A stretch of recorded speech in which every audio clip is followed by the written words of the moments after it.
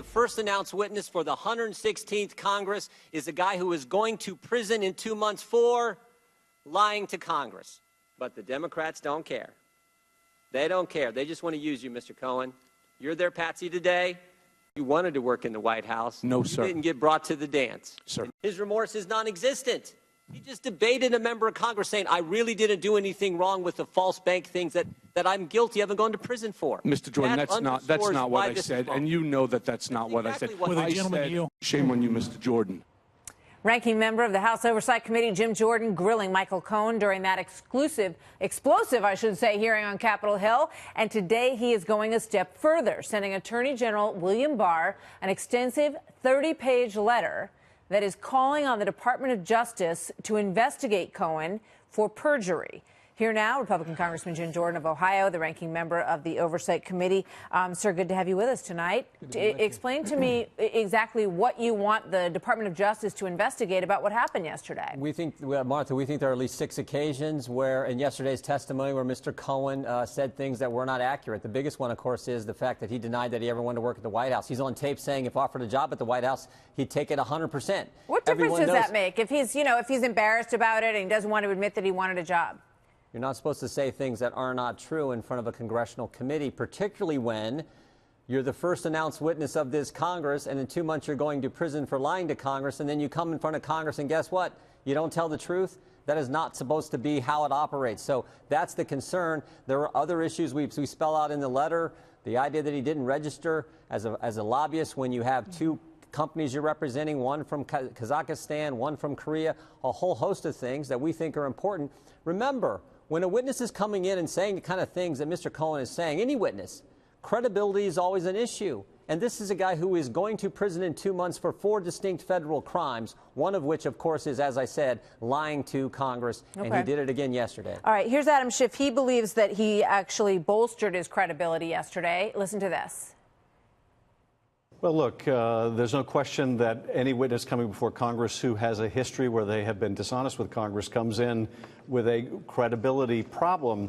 But at the same time, a lot of what he said today, I think, bolstered his credibility. When people want to make things up, they don't generally do it in a half fashion. What do you think about that?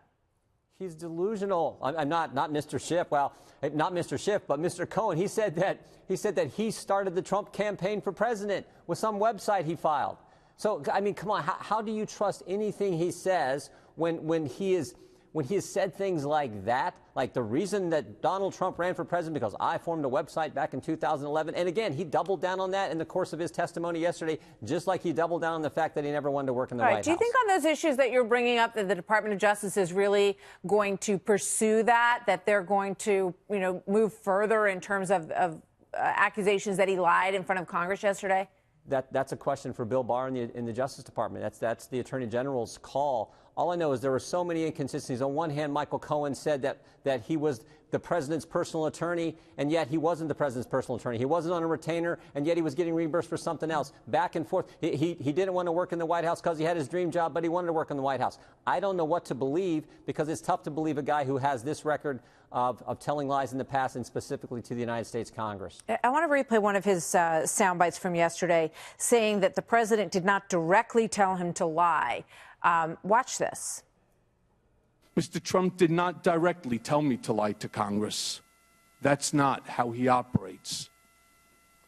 In conversations we had during the campaign, at the same time I was actively negotiating in Russia for him.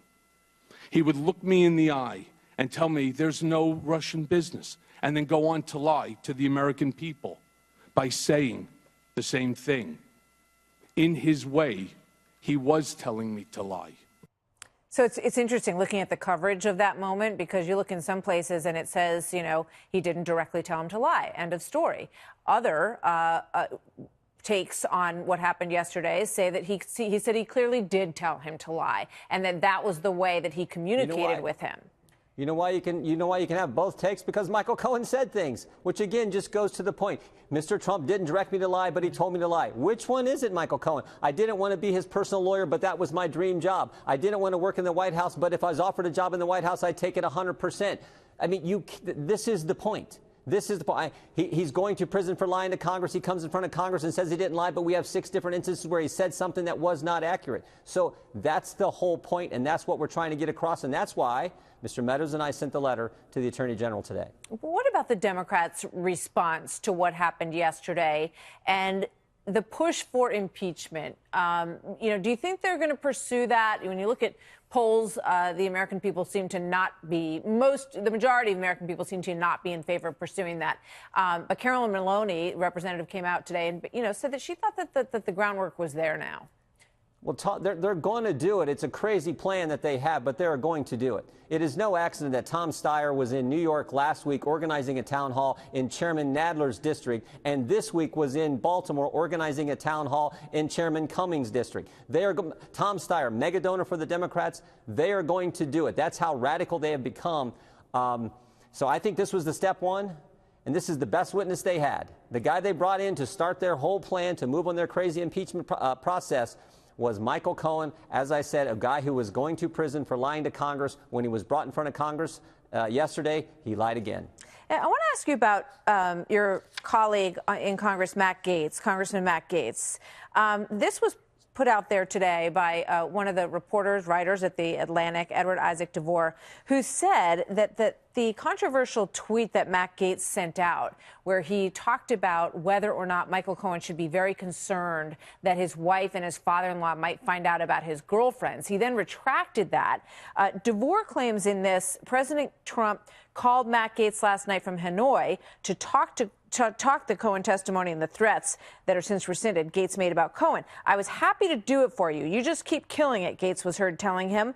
Gaetz told him that he does not discuss his calls with the President of the United States. Matt Gaetz has said that is fake news.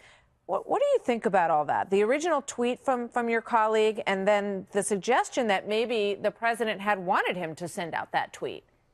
I don't think there's anything to that. Matt Gaetz has apologized for the tweet. Matt Gaetz said it was fake news. I take Matt Gaetz at his word. He's a friend. He's an honest guy, and I think he's a good member of Congress. So I take him at his word. You'd have to ask him. I have the same position that Matt does. When I have conversation with the President of the United States, I don't talk about those personal conversations. All right. We will have an exclusive tomorrow night with Congressman Matt Gaetz on that topic. We'll bring him here he can defend the comment and push back on that himself. I'm sure he'll be happy to do so. Absolutely. Thank you very much. Good to see you tonight, sir. You bet. Thank you.